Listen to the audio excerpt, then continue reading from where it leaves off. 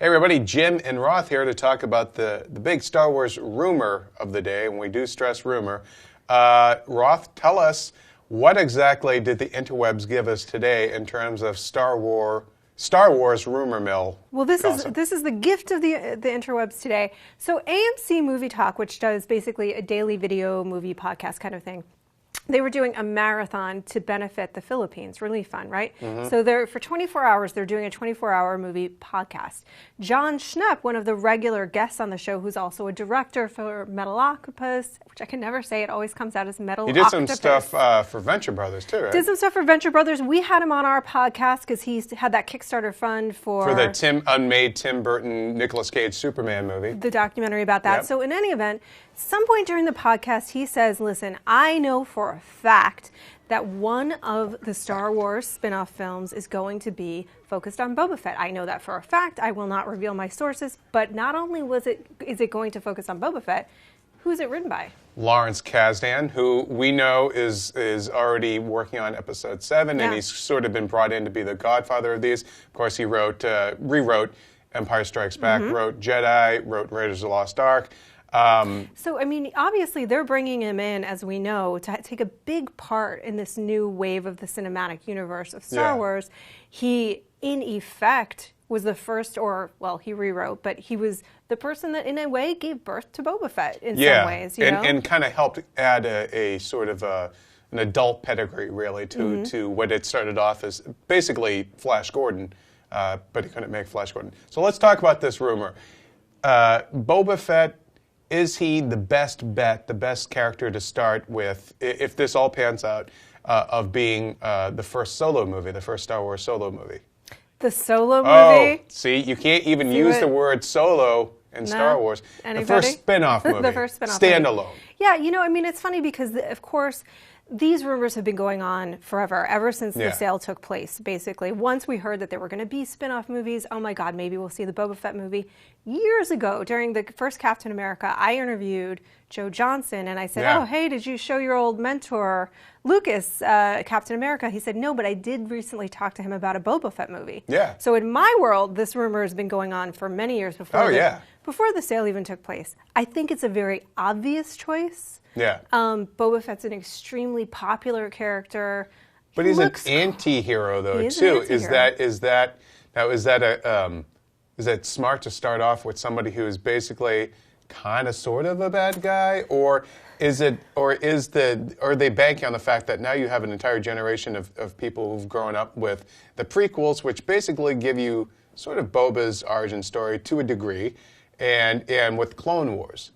You know, I mean, this is interesting because, as you know, I've been on about the age of the anti-hero. I mean, we know that they're going to tackle Venom.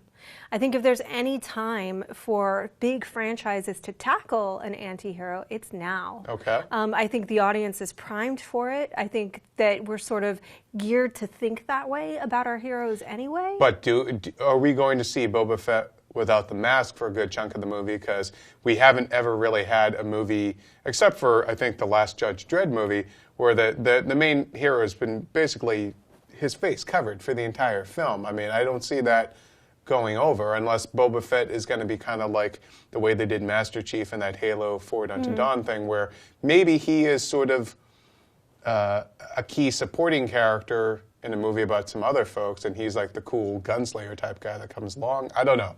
I'm just spitballing people. Well, this is what I mean, as to that, first let me say that we know that Disney, Lucasfilm, Star Wars is not tackling Venom. That is elsewhere. I'm just saying that this is an age that I feel like the anti-hero can be brought forth in a big franchise kind of manner.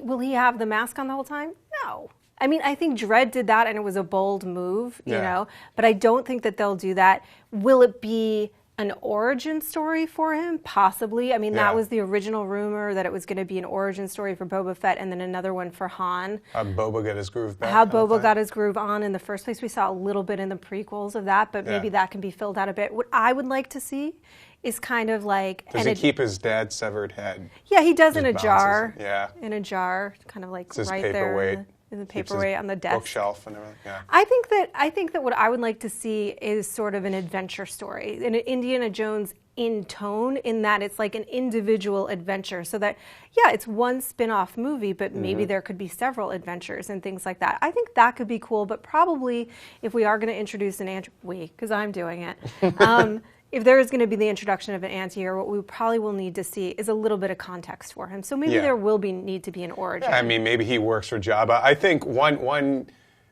potentially interesting way to go is to look at the old Clint Eastwood, Sergio Leone kind of Man with No Name movies, where he was a badass. He would have been the villain in any other movie, but because he was up against even worse people, he was the hero. He was the anti-hero.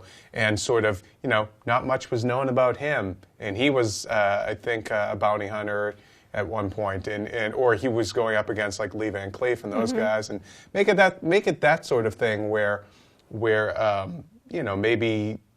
maybe you can get around it that way.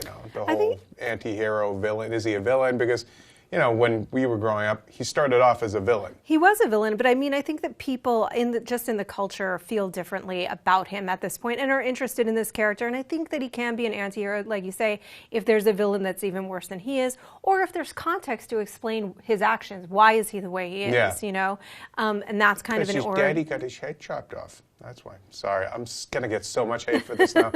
But all right, so let's think now of okay. So you've got basically the brand recognition of a character like Boba Fett. Do you need stars for a movie like that, or can you get basically an unknown, or Well, this is the other interesting thing. I think it's kind of like Marvel's been set up in the sense of Marvel Studios, Marvel Disney collaborations.